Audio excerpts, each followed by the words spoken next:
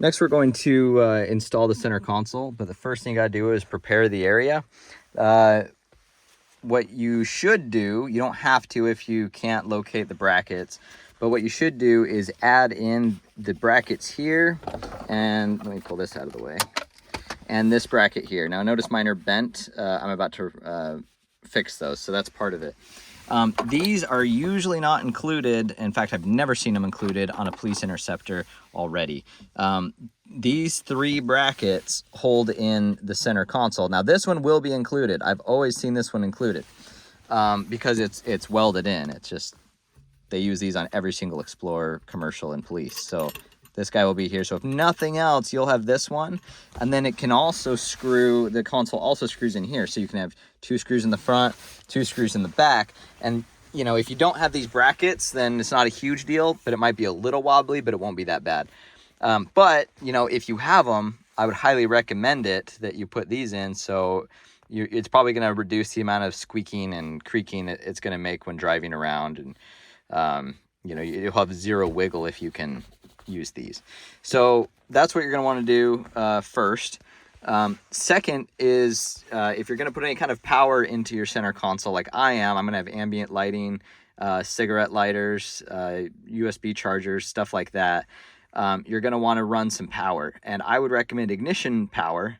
So you're going to want to find what behind here is going to power that. Now we've got a bunch of harnesses that I've gone over in the upfitter switch video, how to power these guys.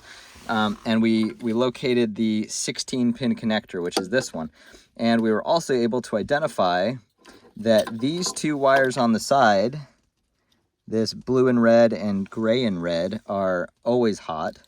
And then on the opposite side, this purple, looks like purple black and white brown, those 2 wires here on the end are ignition on. So I'm actually going to splice in jumpers from wires from these 2 that are going to go to the center console, and those are going to power all of my electronics. And so that'll be, you know, the ignition. One's going to go to like powering chargers and stuff like that. The other one's going to go to powering the ambient lighting. If I can find a third one, I'd prefer that, just so we're not putting too much draw on, you know, with the 1 or 2 wires. But I'm not really sure if they're all on the same fuse circuit or not. So, you know, if they are, then, you know, if I overload the circuit, then my ambient lighting, and it blows a fuse, the ambient lighting is going to turn off too, which I guess is a good indicator, but not exactly how I'd like to have it set up. So this 16-pin connector is what we're going to use to pull our power. So to get ready, I'm going to splice off of these 2 and add spade connectors. So I'm going to have pieces of wire with spade connectors on the ends so that I can just plug them, have a, you know, quick release plug, or you could use bullet connectors or whatever. If you want to hook up the cigarette lighters to be constantly on, this 6-way plug, the front 3, the colored ones, are always hot, and the back 3 are grounds. So if you're going to want some always hot, this is like for the cigarette lighters, this is a good one to always have. Just be careful with that though, because if someone leaves their phone plugged in or like a laptop charging or something, yeah, it's probably not going to drain the battery, but it has the potential to. So anything that's always on hot has potential to drain your battery. Okay, so that's all we need to do as far as electrical go. But a couple things to be aware of is this plug that goes with, so this panel that normally goes here on the police one, we won't be using this panel anymore. We're going to be getting rid of it. But what we do need to pull is this module, which is for the keyless entry, which I believe is just the keypad on the outside, if your vehicle has it, or if you want to add it. I believe this is what, and this may have to do with also using like a wireless remotes, like, you know, the key fob. I'm not sure about that. But it also, I know, is what communicates with your TPMS sensors, your tire pressure. So you're going to want to maintain this guy plugged in with the plug, this plug. So you're going to want to find a place to relocate that, zip tie it up under the dash, or attach it to your new center console. This second wire is for an antenna, and on mine there was nothing plugged into it. I'm not sure what it's for. Maybe it has to do with remote start or something. Not 100% sure on that. So don't freak out if there's no plug going into there. All right, so we're gonna set that off to the side. Now the last thing you need to do is you need to remove this bracket. This is for the police interceptors. And there's two small screws, one on the back side here, one on the back side here. And I believe that's all it requires to take those out. This will get in the way of your console. So go ahead and remove this. And then I think everything else can stay. And then the next thing we'll be doing is moving to the inside where I'll show you the console. All right, so we've got our two center consoles here. The only reason I have two is because the one that came with the interior that I purchased, which is this one, got messed up in the accident. It was a bad side impact. It pushed the seat into it, and the seats were fine, but it broke the center console pretty good. And so it was salvageable, but it was pretty rough. It was like broken here. That part was missing. Also, it had some tears from use. And I got fortunate, and so this is from a 2013 Sport. But this one is from a 2018, just I think base model. So this one actually had a few luxury items like the illumination, like the ambient lighting under here.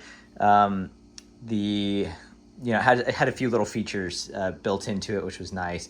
They had the ambient lighting around the back, and this one did not, but this one was in better condition, and it has a nicer updated cup holder. So I decided to go with this one. Now I had to kind of create a combination of the two and move some of the parts from this one to this one. So now this one has the ambient lighting. But I'm going to show you what you got to do to make one of these ready for your Interceptor. And there's not a lot you have to do, but obviously, since all the Interceptors are column shift, you're going to want to get rid of your column. Well, that's going to leave a hole right here. Also, the Interceptors don't use this traction control button, and that's going to leave a hole there. A few things to keep in mind here is that there's going to be some features that are going to be very difficult to get to work on your Interceptor, like that being, if I can find it here, like all of these, buttons and stuff, which normally go up under here.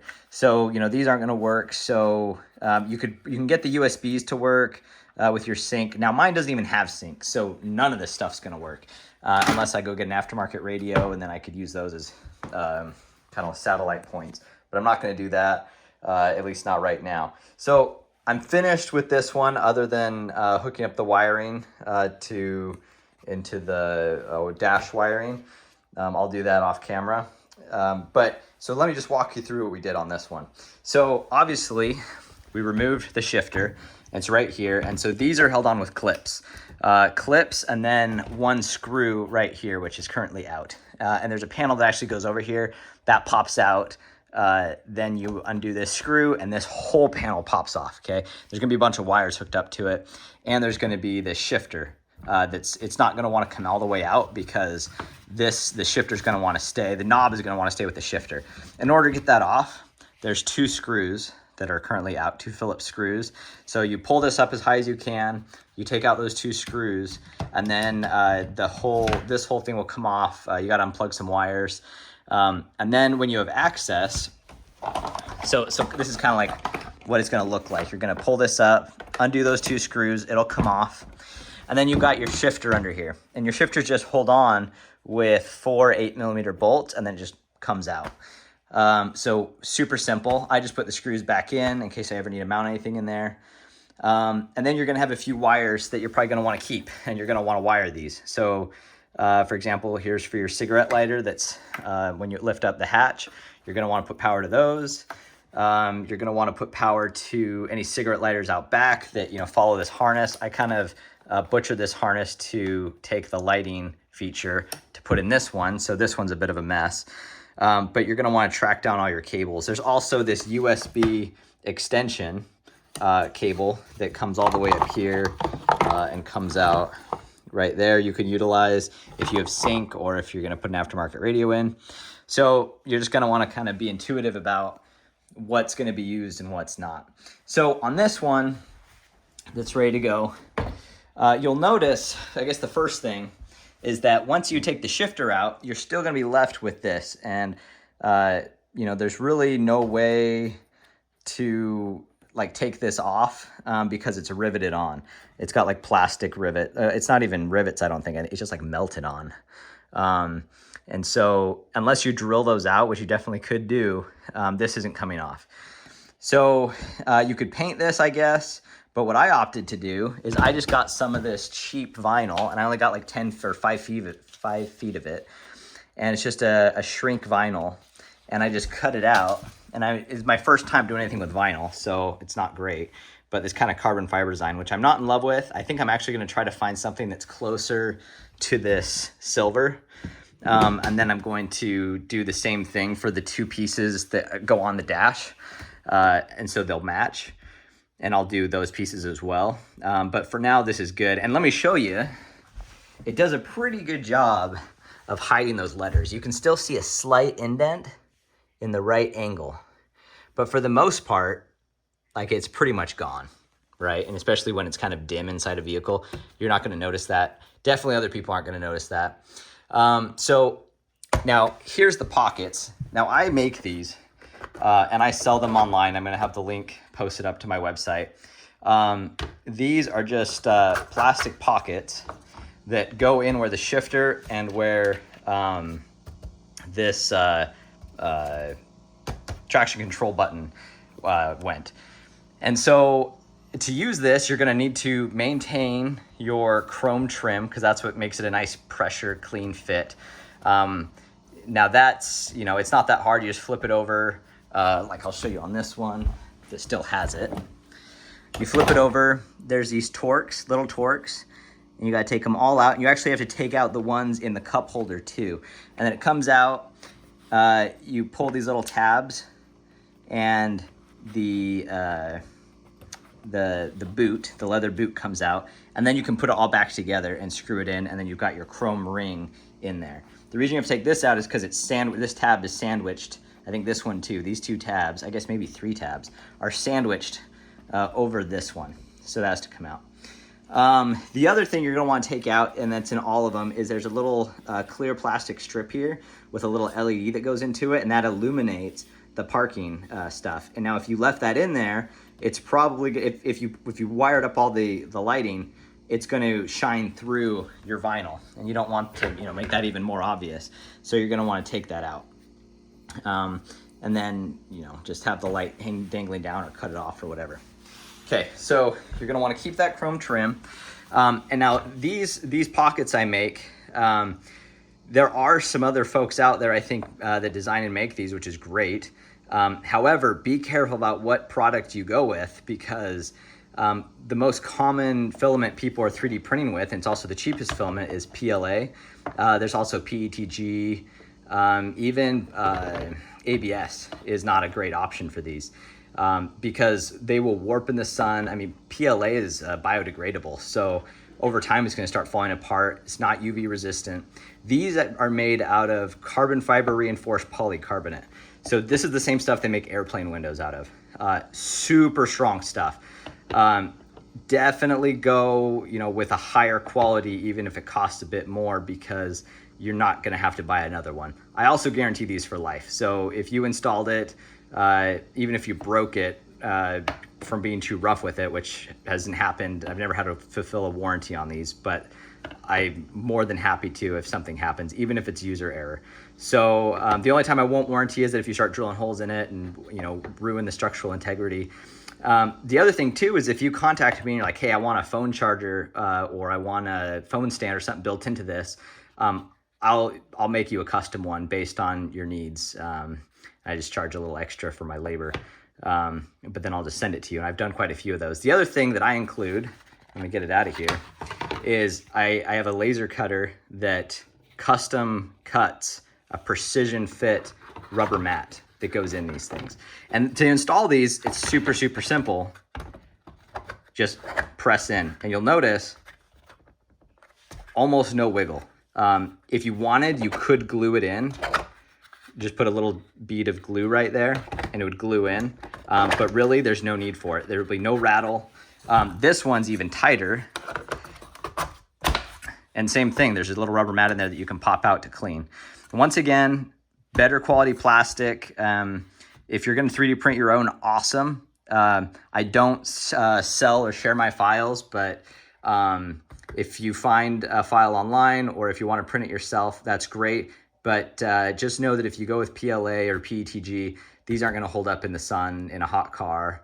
And over time, they're gonna get brittle and break. Even ABS, it will be pretty brittle for if you're constantly putting things inside and out of these.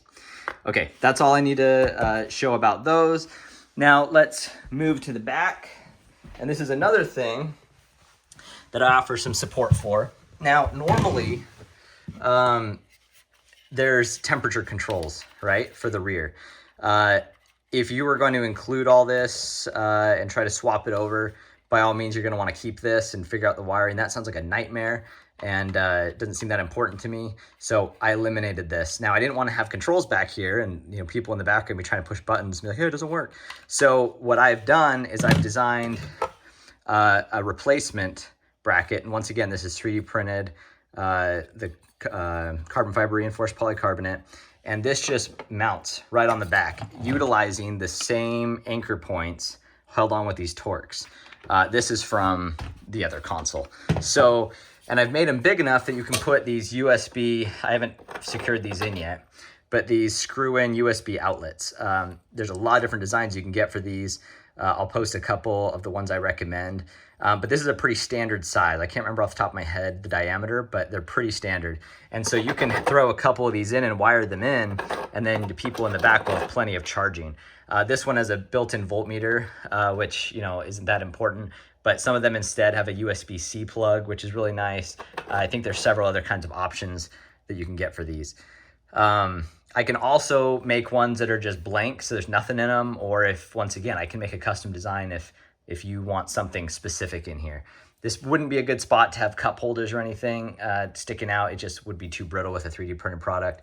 But anything that has kind of a panel application or like rocker switches or something like that, I could put back here.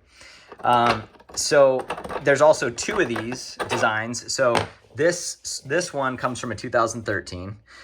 This one has this lower piece, and this is from 2018. So I do have one of these as well. I don't have an example of it right here, but if you go on, I'm going to post the links where you can find these, and you can choose which one you want, if it's for the newer models or for these older ones that are just slightly different. So I do have support for those if you want to, delete these. And then, so you're going to want to, make sure all this stuff's working right. That's pretty much all you got to do to get your console ready. And it's just about as much or as little time as you want to put into getting it ready, like what features you want to have into it. I will show you how to, air quote, hot wire the RGB, LED ambient lighting. So let me set up the camera and I'll show you how all that works. All right, so this is the back panel from the center console. This will be facing your rear passengers. It's got two little ambient LED lights. This is on the sport version. Probably the higher trim platforms have this. Not all of them, in fact, probably not that many of them are even gonna have this. But if you do, this is how you're gonna wire it up. This also works with ambient. This is actually a pretty universal Ford thing. I'm sure other makes do it too, but I've seen this in the Raptors, F-150 Platinums. This is just really common the way they do this. And so this will actually work for a lot of different vehicles. So this is the plug going into it. You're gonna notice that there are these different colors here. So you've got a brown, which that's your negative. And then you've got an orange, which is actually red, a blue, which is blue, and a green, which is green, okay? That's the colors they put off. This puts off red.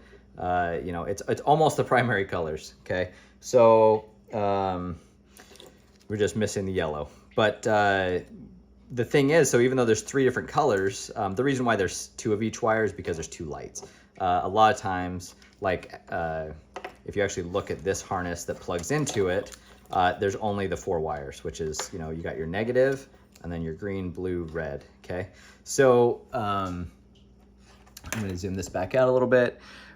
So when wiring these up, you're not gonna get the original functionality that they were intended for, and that is that they would combine different combinations of those wires to produce different colors. So in your interface, you could change like purple, blue, green, whatever. The only color I care about is like the Ford Ice Blue, that is like the same as like the needle on the dashboard of like your speedometer, and for all like the buttons on the radio. I want it to match that. I like that color. It's like the Ford Blue kind of, but it's called Ice Blue, I believe. So we're gonna kind of make it, wire it so it's stuck in that position. Now I've got my auxiliary power here with my power pack.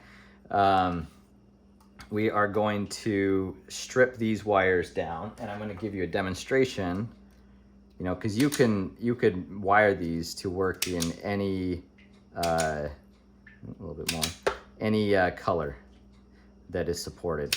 But like I said, I'm just going to show you how I want to do it. Now, these will be present anywhere that there's an RGB light in the vehicle. So in the front door panels on this same car, I've got these in the door panel, and I'm gonna, when I get to those, I'm gonna actually splice these in and hook them down to, you know, pull power from the light switch illumination. So whenever the little light switches are illuminated, these will be illuminated as well. I also have these in the little rings around the cup holder. Those will be wired in separately. But so pretty much we've got our red wire, green, our negative, and our blue. So we're gonna hook up our negative to black, and we're just gonna set it over here. That's all we need to do with that. Now watch these two lights, okay? So we're gonna do red first. Let's see, what am I doing wrong here? Oh, helps if you plug it in. Okay, there we go. Let's get these hooked up. There we go. There's our red. So hopefully you can kind of see that.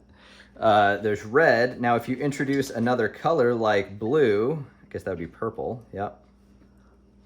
So that goes purple. Okay. Introduce green. There's yellow. Let's see what happens if you do all of them. It's like a clearish color, like a white, not clear, white. And then let's see if you do these two. So there's just regular green, these two together.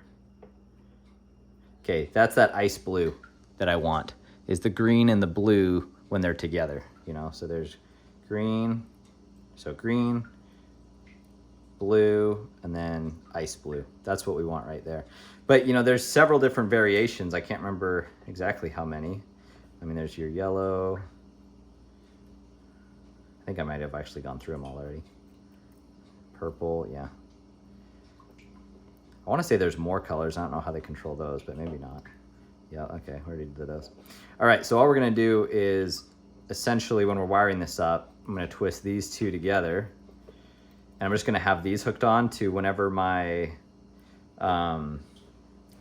daytime running lights are on, or my lights in general are on, my ignition really. I'm gonna hook this up to ignition, so whenever my car is on, these are gonna be on. So that's what you need to know about those. Really simple, and you just do that for anywhere in the vehicle that it has these.